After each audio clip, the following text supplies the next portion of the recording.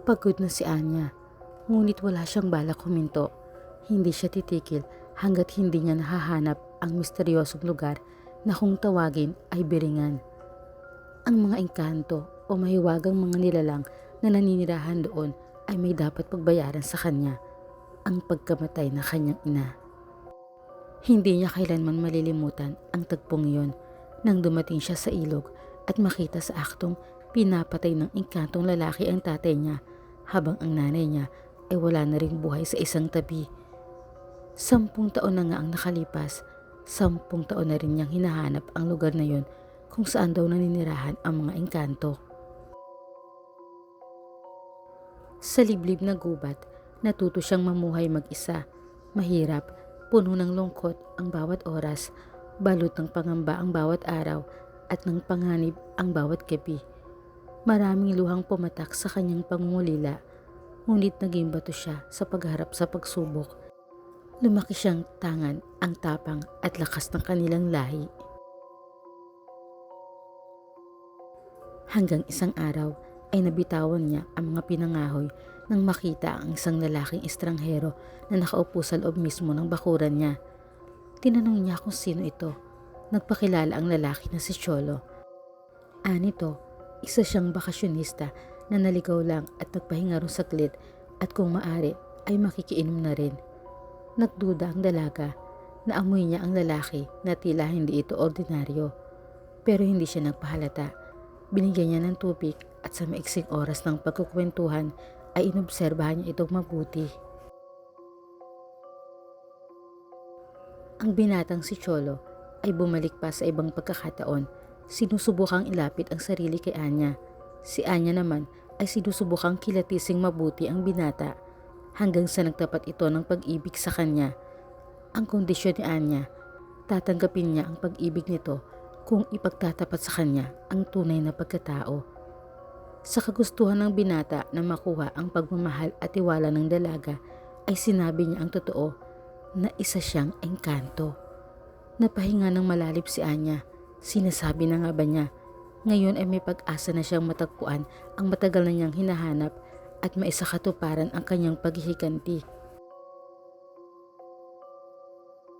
Dinala ni Cholo si Anya sa Biringan.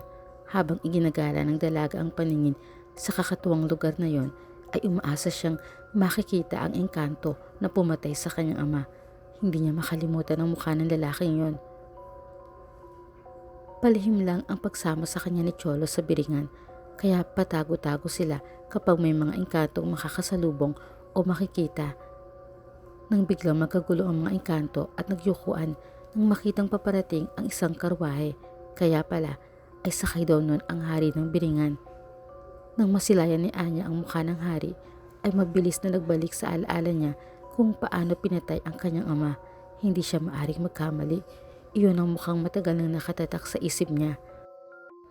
Dahil sa alaalang iyon, ay nagbago ang anyo niya sa isang iglap. Sa harap ni Cholo ay ipinakita niya ang tunay na siya bilang isang aswang. Bago pa makapag-react si Cholo, ay sinunggaban na ni Anya ang hari ng mga engkanto. Kinagat at kinalumot niya ito. Sa halip na gumanti, ang hari ay nabigla. Agad tinignan ang braso ni Anya sa kaliwa, kung saan nakita niya ang isang mahalagang marka. Nagulat ang dalaga sa ginawa nito. Aatakihin na sana ng mga engkantong kawal ang aswang na si Anya, ngunit sumenya si Haring Elliot nang hinto. Agad namang sumunod ang mga aliping engkanto. Puno ng galit ang dibdib at mukha ni Anya. Anya, kailangang pagbayaran ng hari ang pagpatay noon sa mga magulang niya. Ipinakita ng hari kay Anya ang markang pareho sa braso nila, kaya nagtaka ang dalaga kung ano ang ibig sabihin nun. Ipinaliwanag ni Haring Elliot ang lahat kaugnay na nasaksihan ni Anya. Ang katotohanan daw, siya at ang ina ni Anya ang tunay na nagmamahalan, ngunit mahigpit iyong tinutulan ng lahi ng mga aswang. Pilit nilang ipinakasal ang nanay ni Anya sa binatang aswang. Lingit sa lahat ay nagdadalang tao na raw ang ina ni Anya at siya ang ama ng dinadala nito. Naging lihim ang kanilang pagtatagpo at inilihim din nila sa bata ang lahat hanggang sa matuklasan nga ng aswang na kinilalang tatay ni Anya ang lihim na yon nang minsang mahuli niya sa akto ang dalawa sa ilog ng tagpuan nila. Masakit man daw ang katotohanan, ngunit ang tatay na gustong ipagiganti ni Anya ang siya mismong pumatay sa nanay niya, kaya niya ito pinatay. Kung hindi lang daw ayaw ng nanay ni Anya noon pa man na mamuhay bilang engkanto si Anya, ay matagal na niya itong dinala sa Biringan. Hindi naman makapaniwala ang aswang na dalaga, ngunit ang parehong marka nila ng hari ay isang malaking patunay na sila nga ay mag-ama. Tumakbo siya at binigyan ng oras ang sarili na maunawaan ang mga nangyari sa nakaraan. Makalipas ang ilang araw ng pagmumuni-muni, ay natanggap na niya na ang engkantong gusto niyang paghigantihan ay ang tunay pala niyang ama. Ngunit naiintindihan pa rin niya ang bugso ng damdamin ng kinilala niyang tatay na kapwa niya aswang, kaya napatay nito ang kanyang ina. Ngayong malinaw na sa kanya ang lahat, ay handa na siyang talikuran ang nakaraan. Handa na rin siyang maglagi sa Biringan kung saan nandoon ang kanyang amang engkanto at ang binatang engkantong si Cholo na kanya nang napupusuan.